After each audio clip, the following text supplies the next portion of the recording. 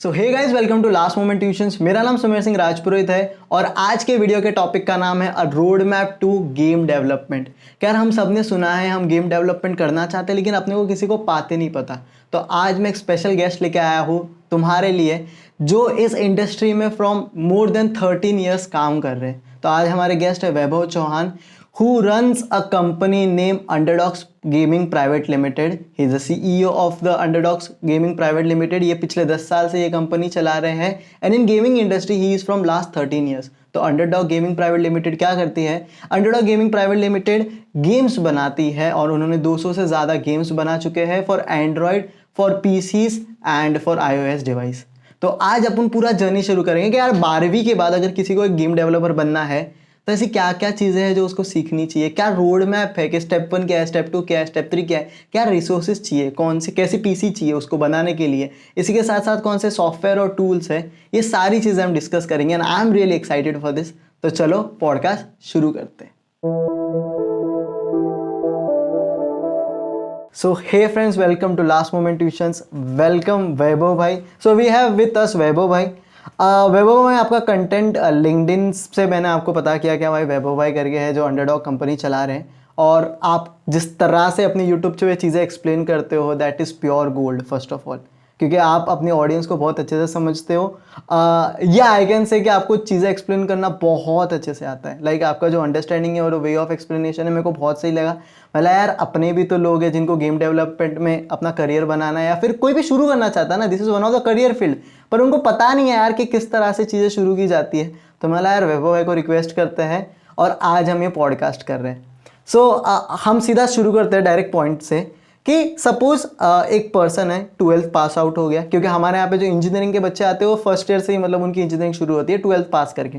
और ज़रूरी क्यों इंजीनियरिंग, मतलब कोई भी एक पर्सन है जो समझो इसकी कॉलेज उसने कवर कर ली, मतलब 12वीं उसने कंप्लीट की है, अब वो ग्रेजुएशन में आ रहा है। तो अगर उसको ये टाइम से गेम डेवलपमेंट में जाना है तो उसके लिए एक बेसिक सा रोड मैप क्या होगा कि उसको पहले कौन सी चीज़ सीखनी होगी कि स्टेप 1 ये है सुमेर, स्टेप 2 ये है, स्टेप 3 ये है और स्टेप 4 ये है। तो ये क्या होगा? राइट। तो सबसे पहले तो शुक्रिया चैनल पे बुलाने के लिए। मैंने चैनल खुद से भी इसीलिए चालू किया था बिकॉज ज़्यादा लोगों तक ये पहुंच पाए, ज़्यादा लोगों को इसके बारे में इंफॉर्मेशन मिले अपना करियर स्टार्ट करने के लिए। तो आई थिंक आपके प्लेटफॉर्म पे वो ज़्यादा लोगों तक पहुंचने की उम्मीद करता हूं मैं। तो सबसे पहले तो ये होता है कि लोगों को जो मेन डोमेन्स है ना वो नहीं पता है गेमिंग के। सब लोगों के दिमाग में ये है कि मैं 10th 12th करूँगा। लोगों को एक्चुअली ये बहुत है, जल्दी बहुत है, ठीक है, करियर करने की। सबसे पहले तो 12th भी नहीं करना इनको, लेकिन ये 10th के बाद ये जो स्टूडेंट्स हैं ये कॉलेजेस ढूंढ रहे हैं फ़िलहाल, गेम डेवलपमेंट कॉलेजेस, जहाँ पे वो जाएंगे और एंड ऑफ द कॉलेज वो एक गेम डेवलपर बन के बाहर निकलेंगे। बट रियलिटी में ऐसी कोई बात, ऐसी कोई चीज़, ऐसा कोई कॉलेज इंडिया में एग्जिस्ट ही नहीं करता। तो गेम डेवलपर बनने के लिए तुमको कोई एक कॉलेज गेम डेवलपर नहीं बना सकता। ऐसा कोई इंस्टीट्यूट इंडिया में नहीं है, ऐसा कोई कॉलेज नहीं है, ऐसी कोई यूनिवर्सिटी नहीं है जो तुमको एक डिग्री या फिर सर्टिफाइड गेम डेवलपर करके ग्रेजुएशन दे दे। राइट। तो सबसे पहले क्या करना है, सबसे पहले हर किसी को अपना डोमेन अंडरस्टैंड करना बहुत ज़रूरी है। गेमिंग इंडस्ट्री में एक गेम कैसे बनता है, गेम ऐसे 4 या 5 लोगों की जो एक्सपर्टीज़ होती है उनसे बनता है। पहला होता है गेम डिज़ाइनर जो गेम को लिखता है, ये सिर्फ पेपर पे लिखता है, ठीक है। ये कोई टूल यूज़ नहीं करता, ये डॉक यूज़ कर सकता है, एक्सेल शीट यूज़ कर सकता है, लेकिन फ़ोटोशॉप या फिर माया इस तरीके की चीज़ें यूज़ नहीं करता। ये अगर आप मूवी में जो एक राइटर होता है कैसे होता है, जो गेम के स्क्रिप्ट लिखता है, स्टोरी लिखता है, कैरेक्टर का बैकग्राउंड लिखता है, लेवल प्रोग्रेशन लिखता है, क्या चैलेंजेस होंगे वो लिखता है, वो गेम डिज़ाइनर होता है। फिर गेम डिज़ाइनर ने जो लिखा है वो गेम आर्टिस्ट और गेम प्रोग्रामर इन दोनों को दिया जाता है। तो गेम आर्टिस्ट कौन है? गेम आर्टिस्ट वो है जो गेम डिज़ाइनर ने लिखी हुई चीज़ों को पढ़ेगा और उसके ऊपर वो आर्टवर्क बनाएगा। तो आपको जो गेम में विजुअल एसेट्स दिखते हैं, जी वो जितनी विजुअल चीज़ें दिखती है वो गेम आर्टिस्ट बनाता है, वो गेम डिज़ाइनर नहीं बनाता, वो गेम आर्टिस्ट बनाता है, ठीक है। तो वो गेम आर्टिस्ट फोटोशॉप यूज़ करता है 3D मैक्स, 3D मॉडल्स के लिए 3D मैक्स या माया यूज़ करता है, या फिर बड़े बड़े बहुत सारे ऐसे टूल्स हैं वो यूज़ करता है। तीसरी कैटेगरी होती है गेम प्रोग्रामर, जो आर्टिस्ट ने जो कैरेक्टर्स बनाए हुए हैं उसको लेके एक गेम इंजन के अंदर काम करके उसको स्क्रिप्टिंग करना, उसको कोडिंग करना। तो वो एक मॉडल है, समझो एक कैरेक्टर, एक आदमी का कैरेक्टर है, तो उसको वो सीधे सीधे यहाँ पे लेंगे और उसको वॉक कराएंगे, उसको अलग अलग चीज़ों की फंक्शनैलिटी देंगे, वो प्रोग्रामर करता है। और चौथी कैटेगरी होती है गेम टेस्टर, जो एक गेम बनने के बाद उसको टेस्ट करता है, राइट। तो ये इंडिया में ना ब्रॉडली ये 4 कैटेगरीज है जो यूज़ करके आप गेमिंग इंडस्ट्री में एंट्री कर सकते हो। अभी सबसे पहली चीज़ 12th होने के बाद या फिर 10th होने के बाद आपको ये आइडेंटिफाई करना है कि आपको ये 4 चीज़ों में से कौन सी चीज़ पसंद है, या फिर आपकी स्किल किस में है, आपकी स्किल किस में है। सी आप ऐसा नहीं कर सकते ना कि गेम प्रोग्रामिंग में अगर ज़्यादा पैसा है, हालांकि ऐसा कुछ नहीं है, पैसा हर हर हर चारों फील्ड में उतना ही है, आपके एक्सपर्टीज़ पे डिपेंड करता है, राइट।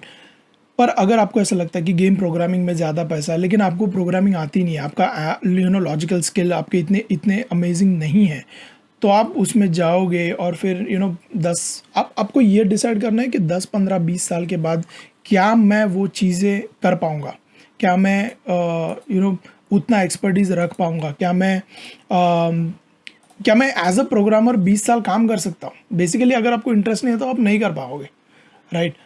तो अगर आपको आर्ट पसंद है, अगर आपको डिजिटल पेंटिंग पसंद है, तो आपको वो चुनना चाहिए। तो ये 4 कैटेगरीज में से गेम डिज़ाइनिंग में क्या होता है, लिखना होता है, गेम आर्ट में ड्रॉ करना होता है, गेम प्रोग्रामिंग में कोडिंग करनी होती है और गेम टेस्टिंग में गेम खेलना होता है, राइट। ये चारों में से एक डोमेन आपको एनालाइज करके चूज़ करनी होती है कि हाँ ठीक है, मैं ज़िंदगी भर गेम आर्टिस्ट बन सकता हूँ, मतलब मैं वो मतलब वेटरन लेजेंड बनने तक मैं आर्टिस्ट रह सकता हूँ। तो वो पहले वो आइडेंटिफाई कर दो इन 4 वेज में से, ठीक है। उसके बाद हर एक कैटेगरी जो है ना, ये हर 4 डोमेन में से हर 4 का अलग अलग पाथ है। तो आप एट अ टाइम चारों चीज़ कर ही नहीं सकते। मैं ऐसे बहुत सारे स्टूडेंट से मिलता हूँ जिनको सब करना है, ठीक है, बट वो ऐसा होता नहीं है। अगर इमेजिन ना, अगर मैं किसी कंपनी में जाता हूँ और मैं बोलता हूँ कि सर मेरे को गेम आर्ट आता है, मेरे को गेम प्रोग्रामिंग आता है, मेरे को गेम टेस्टिंग आता है, मेरे को ले लो, कोई नहीं लेगा। लोगों को स्पेशलाइजेशन की ज़रूरत है, राइट। अगर मैं जाके बोलता हूँ कि मैं गेम प्रोग्रामर हूँ, मैं उसमें ग्रो करना चाहता हूँ, तो मेरे को तभी लेंगे। Specialization is the key, right. तो हर चीज़ का अलग अलग पाथ है। अब मैं अगर गेम डिज़ाइनिंग का पाथ बोलूँ तो एक नॉर्मल मास मीडिया का जो बैकग्राउंड होता है, या फिर आर्ट्स जिसमें हिस्ट्री के बारे में जान सकते हैं आप। बेसिकली गेम डिज़ाइन के लिए ना आपको ये 3 स्किल्स इंपॉर्टेंट होती है। एक होती है विजुअलाइजेशन, बिकॉज आपको डिफरेंट वर्ल्ड्स के बारे में सोचना होता है, राइट, नए नए चीज़ों के बारे में सोचना होता है। एक दूसरी होती है राइटिंग स्किल्स। आपने जो सोचा है अपने दिमाग में गेम, उसको गेम बनने से पहले लिखना पड़ता है। पूरा गेम, सारे कंडीशंस लिखने पड़ते हैं गेम बनने से पहले पेपर पे। तो वो आपने जो सोचा है वो आर्टिस्ट अपने आप एक्सट्रैक्ट नहीं करेगा। आप जब भी वो डॉक्यूमेंट करोगे अच्छे तरीके से, जिसे हम गेम डिज़ाइन डॉक्यूमेंट बोलते हैं, जो गेम डिज़ाइनर का काम होता है वो बनाता है, वो एक बाइबल जैसे काम करता है पूरे गेम डेवलपमेंट फेज़ में। तो ये गेम डिज़ाइनर बनाता है GDD, जिसमें वो पूरा गेम लिखता है, और वो GDD फिर आर्टिस्ट और प्रोग्रामर को दी जाती है। तो ये दूसरी स्किल है। और तीसरी स्किल है कम्युनिकेशन। वो लिखी हुई चीज़ को ये टीम को एक्सप्लेन करना पड़ता है उन लोगों को कंसिस्टेंटली, राइट। और वो देखना पड़ता है, क्योंकि वो एक गेम डिज़ाइनर है ना, पॉइंट ऑफ कांटेक्ट होता है हर किसी के बीच में। तो वो आर्टिस्ट के पास जाएगा, बोलेगा कि यार मैंने वो डॉक्यूमेंट में लिखा हुआ है कि वो कैरेक्टर के बाल रेड होने चाहिए, तूने येलो बना दिए, ठीक है। तो वो आइट्रेशन करो, फिर वो लेके प्रोग्रामर के पास, अरे ये ऐसा नहीं चलना चाहिए था, वैसा चल। He is a point of contact, he is basically the manager of the whole game, right. तो उसको कम्युनिकेशन स्किल्स होने बहुत ज़रूरी है। तो गेम डिज़ाइनर बनना है ना अगर तुमको, तो ये स्किल्स कैसे पॉलिश होंगे, इस पे काम करो। तो मैं लिटरेचर लूँगा, मैं ये अगर आप एक गेम डिज़ाइनर हो, एक कंपनी में हो, और अगर वो सीनियर मैनेजमेंट आके आपको बोलता है कि अपने को कल से ग्रीक माइथोलॉजी पे गेम बनाना है, क्या आप कर पाओगे? आपको पता है ग्रीक माइथोलॉजी? तो आपको बुक्स रीड करने बहुत ज़रूरी है, आपको एंटरटेनमेंट कंज्यूम करना बहुत ज़रूरी है। आप मूवीज़ देखो, आप सीरीज़ देखो, राइट। महाभारत पे गेम बनाना, लेकिन आपको महाभारत की स्टोरी नहीं पता, तो आप लिखोगे कैसे, बनाओगे कैसे, राइट। तो गेम डिज़ाइनर बनने के लिए ये स्किल्स अगर तुम पॉलिश करोगे और एक अच्छा पोर्टफोलियो बनाओगे खुद से ही, जिसमें ये स्किल्स उभर के दिखे, तो कोई भी आपको ले लेगा जॉब पे। सेकंड जो पाथ है गेम आर्टिस्ट का, आप BFA करो, फाइन आर्ट करो, आप क्लासिक एनिमेशन सीखो, बेसिक वाली जो एनाटॉमी सिखाते हैं सब, राइट, उसमें ग्रेजुएशन करो, ठीक है। और उसके साथ फोटोशॉप, 3D मैक्स, माया, ये जो टूल्स है डिजिटल पेंटिंग के, उसको सेल्फ लर्न करो। कोई गेमिंग कॉलेज ढूंढने की ज़रूरत नहीं है। ये 10 लाख 20 लाख जो फीस ले रहे हैं ना, कोई ज़रूरत नहीं है। आप ग्रेजुएशन करो, सिंपल प्लेन ग्रेजुएशन करो, और उसके साथ सेल्फ लर्न करो ये चीज़ों को। या फिर अगर तो आपको और क्रैश कोर्स करना है, तो एक छोटे इंस्टीट्यूट्स होते हैं लोकल, अपने लोकल इंस्टीट्यूट्स होते हैं, राइट, वो 2-3 हज़ार टूल सिखा देते हैं आपको, 15-20 दिन का फोटोशॉप कोर्स सिखा होता है, दिया, हाँ सिखा देते हैं, वो सीखो। उसमें माया आपको सिखा दिया। उसमें आपको ट्रिक्स भी पता चलेंगे छोटे छोटे, कि अच्छा ये टूल ऐसे काम करता है, ये सब चीज़। गेम प्रोग्रामर अगर तुमको बनना है तो आप कंप्यूटर साइंस लो, इंजीनियरिंग करो, जो भी स्ट्रीम आपको प्रोग्रामिंग का कोई बेसिक दिखा दे, वो ग्रेजुएशन करो, क्योंकि end of the day graduation उतना ही इंपॉर्टेंट होता है मैनेजमेंट लेवल तक ग्रो करने के लिए, राइट।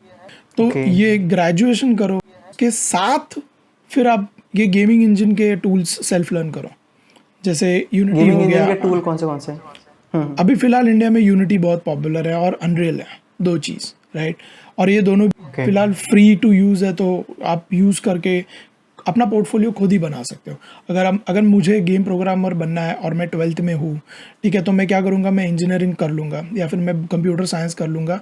वो ग्रेजुएशन करने के साथ मैं ये टूल्स जो है यूनिटी और अनरियल वो सीखूँगा, सेल्फ लर्न करूँगा। छोटे मोटे सर्टिफिकेशंस होते हैं वो करूँगा, यूनिटी खुद सर्टिफिकेशन प्रोवाइड करता है फ्री, वो मैं करूँगा। एंड साइमल्टेनियसली मैं प्रोटोटाइप्स बनाऊँगा, छोटे छोटे डेमोज बनाऊँगा, प्रोटोटाइप्स बनाऊँगा, और एक मेरा खुद के वेबसाइट पे डाल दूँगा। अब मेरे पास एक पोर्टफोलियो हो गया है, एक पैकेज हो गया है, जो मैं एम्प्लॉयर को दिखा सकता हूँ कि बॉस ये देख, मेरे को इतना इतना चीज़ें आते हैं, मेरे को अंदर ले लो, ठीक है। So that's the way. और गेम टेस्टिंग भी सिमिलर ही है।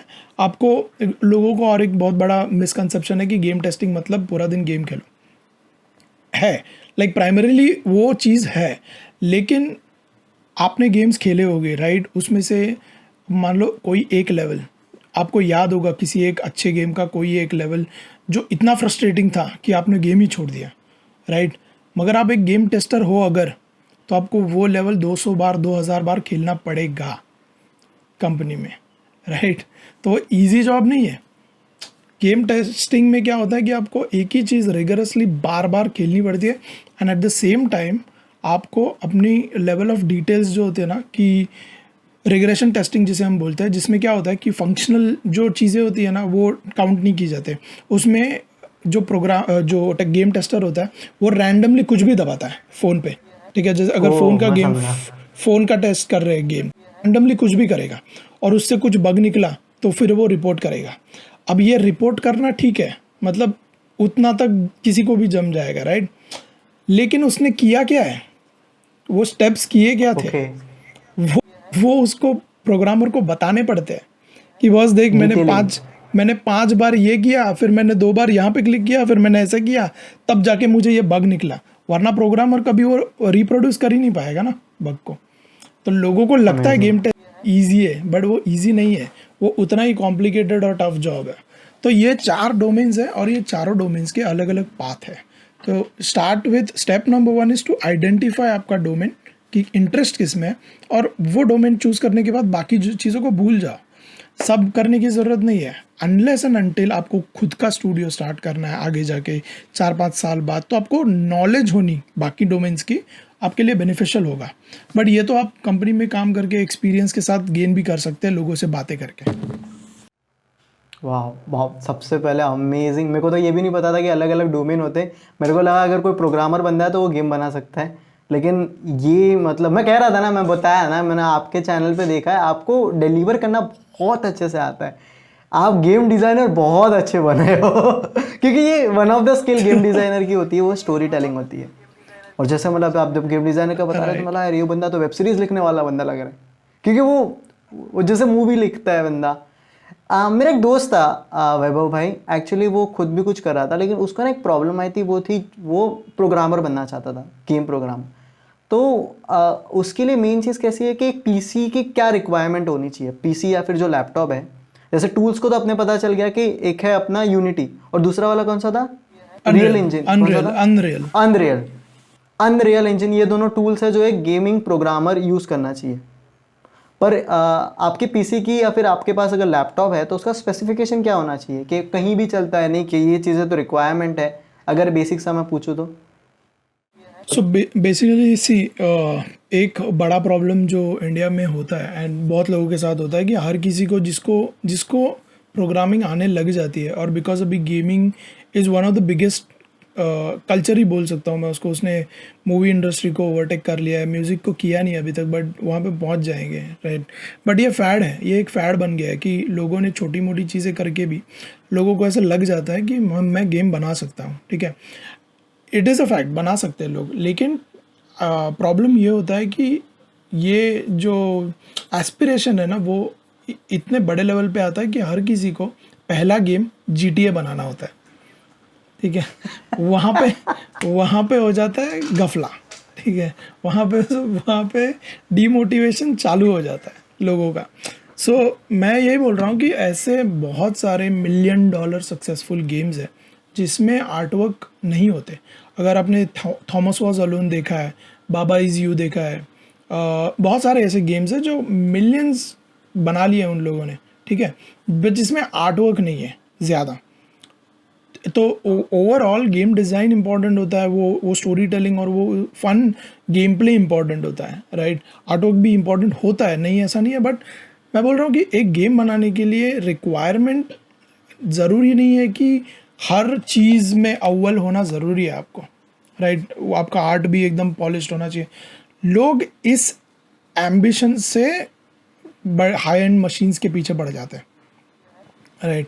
ओके। बट एक गेम बनाने के लिए आपको हाई एंड मशीन की ज़रूरत नहीं है। दो टूल्स हैं, राइट, दो टूल्स हैं, पहला है यूनिटी और दूसरा है अनरियल। यूनिटी आप कोई भी 30,000 के लैपटॉप पर भी आप चला सकते हो इजी, ठीक है। उसके कोई एकदम ज़्यादा रिक्वायरमेंट्स नहीं है रैम वैम के। यूनिटी आप चला सकते हो, आप उस पर 2D 3D गेम्स बना सकते हो, मोबाइल गेम्स बना सकते हो इजी।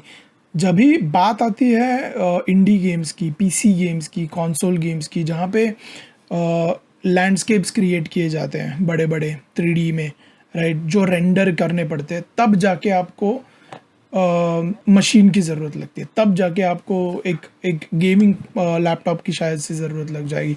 अगर आप लैपटॉप यूज़ कर रहे हो तो गेमिंग लैपटॉप की, वरना नॉर्मल अगर आप डेस्कटॉप यूज़ कर रहे हो, मशीन यूज़ कर रहे हो, तो एक अच्छा graphics card is more than enough, right, ये चीज़ों के लिए।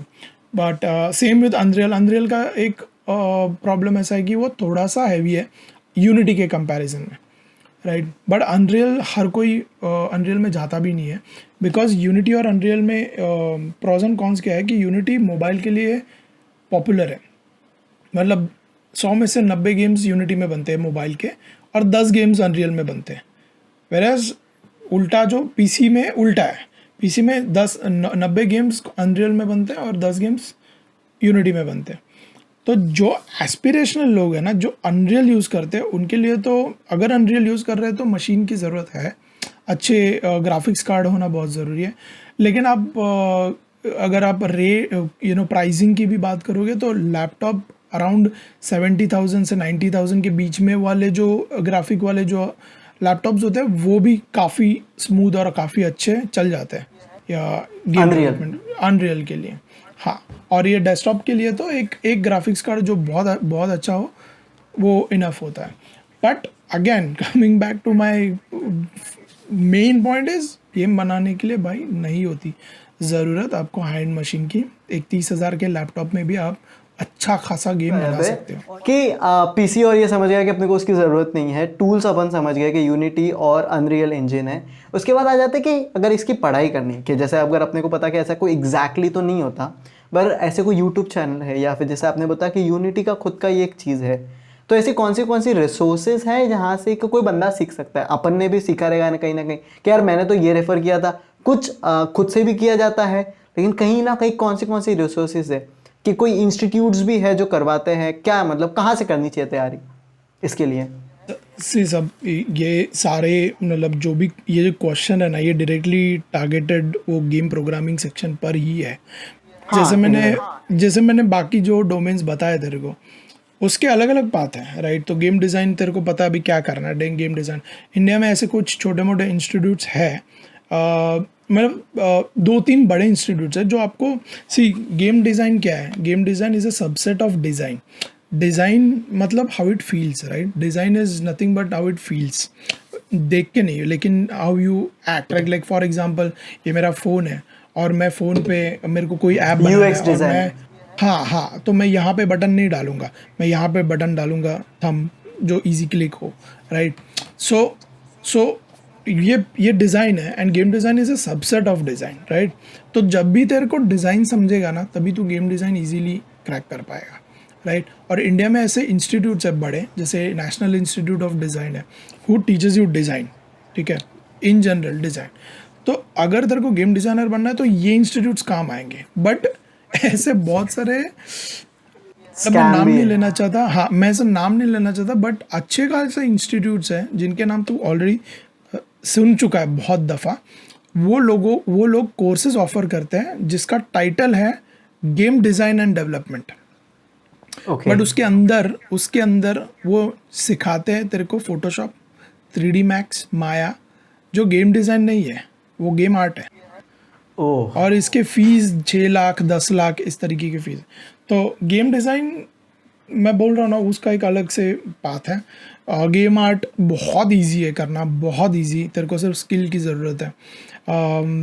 पर गेम आर्ट का पोर्टफोलियो बनाने के लिए मैं एक हैक बताता हूँ कि एक सिंपल सी चीज़ है, आप BFA करो, नहीं भी की तो भी ठीक है, ठीक है, ग्रेजुएशन भी नहीं किया आपने तो भी ठीक है। आप 12th के बाद अगर ये 4-5 टूल्स क्रैक कर पाओ इजीली, फोटोशॉप, 3ds मैक्स, माया, ब्लेंडर, और टेक्सचरिंग के टूल्स होते हैं, सब्सटेंस पेंटर। अब ये छोटे इंस्टीट्यूट्स में जाओ, इसमें सीखो, पॉलिश करो उसको, ठीक है, क्योंकि पॉलिश किए बिना आपके स्किल्स नहीं बढ़ेंगे। वो गिटार जैसा है, ठीक है। मैं ये इतनी दफ़ा, मैं हर जो भी वीडियो करता हूँ मैं इसमें इतनी दफ़ा बोल चुका हूँ, गिटार जैसा है, राइट। तू, तेरे को अगर गिटारिस्ट बनना है अच्छा, तो तू गिटार घर पे लाके कोने में रखेगा तो नहीं बनेगा। मेरे यहाँ पे भी 6 महीना पड़ा था, फिर वापस दे दिया मैंने। तो नहीं बनेगा, तेरे को गिटार नहीं उठाना हुआ। उठाना पड़ेगा, और तेरे को उंगलियां छिलनी पड़ेगी। हर रोज 1 घंटा घिसना पड़ेगा, तब जाके तू गिटारिस्ट बनेगा। ये टूल्स है ना, उसी तरह तेरे को फोटोशॉप आया मतलब इनफ नहीं है। फोटोशॉप आता है, 3D मैक्स आता है, माया आता है, इनफ नहीं है। वो तू कितना पॉलिश करके उसको एक्सपर्टीज लाता है ना, वो। एग्जैक्टली। और ये तू कहीं कभी भी कर सकता है, लाइफ के किसी भी एज में कर सकता है ये चीज़। तू गेम आर्टिस्ट कभी भी बन सकता है, समझा। और पोर्टफोलियो बनाने के लिए तू क्या कर सकता है, Instagram one of the biggest sources है अभी फ़िलहाल, राइट। तो आर्ट बना रहा है, डाल आर्ट इंस्टाग्राम पे, अच्छा पोर्टफोलियो बना। आर्ट स्टेशन यूज़ कर, बिहांस यूज़ कर, उस पर अपने जितना भी तू काम करता है वो डाल। और ये लिंक्स लिंक्डइन। तेरे को हाँ हाँ हाँ, लिंक्डइन है। बट लिंक्डइन क्या है कि लिंक्डइन का प्रॉब्लम ये है कि लिंक्डइन तो एज अ पोस्ट डालता है ना, आर्ट स्टेशन में एक मतलब सब एज अ ग्रिड तेरे को सब दिखता है। तो तू वो एक लिंक अगर कंपनी में देगा किसी, वो लोग एनालाइज कर लेंगे कि तेरे औकात क्या है, तेरे को कितना आता है, तेरे को मिल जाएगा जॉब इजीली, ठीक है। अभी जो तेरा क्वेश्चन है ना, वो गेम प्रोग्रामिंग पे फोकस्ड है, तो मैं तेरे को गेम प्रोग्रामिंग का बताता हूँ क्या करना है एग्जैक्टली। गेम प्रोग्रामिंग में सी शार्प जो है ना, ये प्रोग्रामिंग लैंग्वेज इंडिया में सबसे ज़्यादा चलता है इन गेमिंग, ठीक है। बिकॉज यूनिटी, मतलब अगर 500 कंपनीज है तो 490 कंपनीज यूनिटी यूज़ करते हैं, ठीक है। और यूनिटी में सबसे पॉपुलर लैंग्वेज है सी शार्प। यूनिटी अलग लैंग्वेजेस भी सपोर्ट करता है, लेकिन सी शार्प 100% लोग सी शार्प ही यूज़ करते हैं। तो सी शार्प तेरे को आना बहुत ज़रूरी है। और ये सी शार्प के लिए तेरे को गेमिंग इंस्टीट्यूट में जाने का ज़रूरत नहीं है। 2 महीने का सी शार्प का कोर्स होता है कहीं पे भी लोकल, तो वो सीखेगा ना, तेरे को सी शार्प के बेसिक्स आएंगे, ठीक है। फिर वो बेसिक्स यूज़ करके यूनिटी में घुस जा। उसके कुछ प्री डिफाइंड लाइब्रेरीज होते हैं, वो जो 4 दिन में तू सीख जाएगा बैठेगा तो, ठीक है। तेरे को और पॉलिश करना है उसमें, तो तू यूनिटी ने खुद से यूनिटी लर्न करके एक वेबसाइट है, ठीक है, उनका पूरा का पूरा उस पर मतलब ट्यूटोरियल्स है उसके, यूनिटी लर्न जो फ्री है। तू उस पे जाके हर चीज़ सीख सकता है, यूनिटी की हर चीज़, वीडियो ट्यूटोरियल्स है वो पूरे, ठीक है। अमेजिंग। तीसरा तू सर्टिफिकेशंस है 3 तरीके के, एक बिगिनर, एक इंटरमीडिएट और एक एडवांस। तू वो सर्टिफिकेशन देगा, तेरे पास सर्टिफिकेट आएगा यूनिटी से खुद, which becomes a plus point for you, ठीक है। चौथी चीज़ है, देर इज़, मान ले तेरे को थोड़ा पैसा स्पेंड भी करना है, बिकॉज इवेंचुअली तेरा करियर बना रहा है तू, तेरे को पैसा स्पेंड करना है, तो यूडेमी पे कितने सारे कोर्सेज हैं जो फुल फ्लेजेड 20, 25, 30 घंटे के वीडियो कोर्सेज हैं। वो एक, और ये कोर्सेज देख के, ये वीडियोस है ना, देख के फ़ायदा नहीं है, इसको देख के इम्प्लीमेंट करना बहुत ज़रूरी है। देखना है तू अपने यहाँ पे इम्प्लीमेंट करके सीख सकता है जो चीज़ें। तो एंड ऑफ द डे क्या है, जैसे आर्टिस्ट के लिए वो आर्ट स्टेशन का पोर्टफोलियो इंपॉर्टेंट है, तेरे लिए एज अ प्रोग्रामर वो एक लिंक, एक वेबसाइट का लिंक जिसमें तूने ये बनाए हुए प्रोटोटाइप्स डाले, सिंपल इनफ है, दैट इज़ इट। लाइक, और यूट्यूब पे तू, मैं किसी एक को ये नहीं कर सकता, मतलब मैं खुद प्रोग्रामिंग में इतना डिटेल ट्रैक नहीं रखता अभी यूट्यूब पे कौन क्या कर रहा है, बट तू डालेगा सिर्फ तो 100 ट्यूटोरियल्स आ जाएंगे हर एक चीज़ के।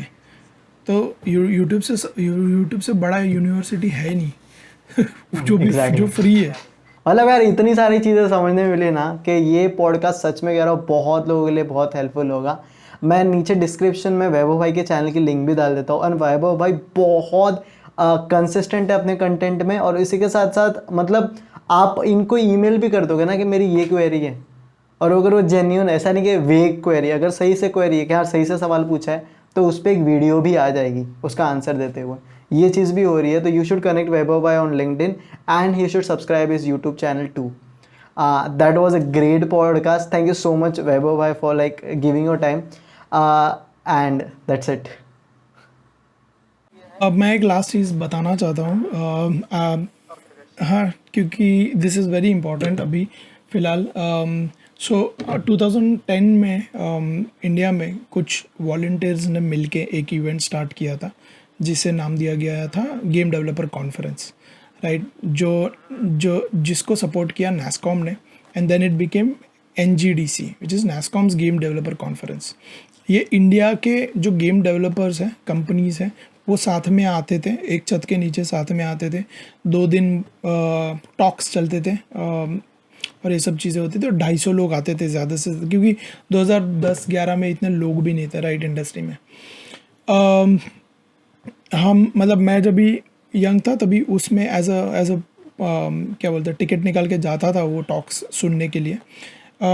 But fast forward 2021, I am a part of the council now, ठीक है। तो तो नासकॉम निकल चुका है उसमें से बाहर, and now it's called India game developers conference, right. And India game developer conference और IGDC is India's biggest game developer conference.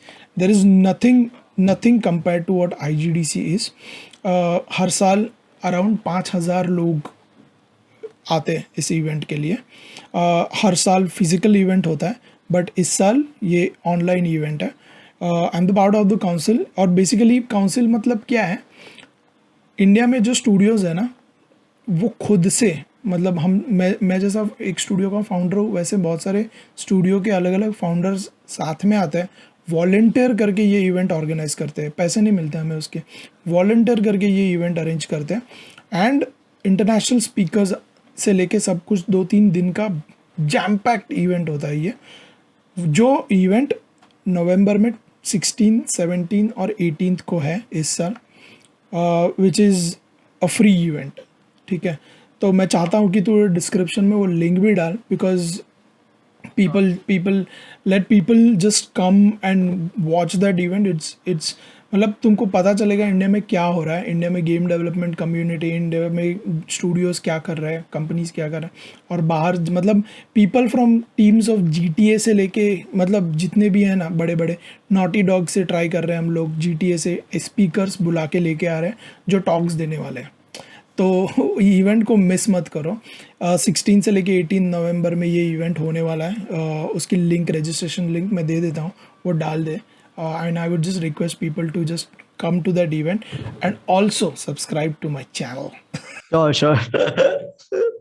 So it was a great session. Thank you so much. मैं इसको बंद कर देता हूँ।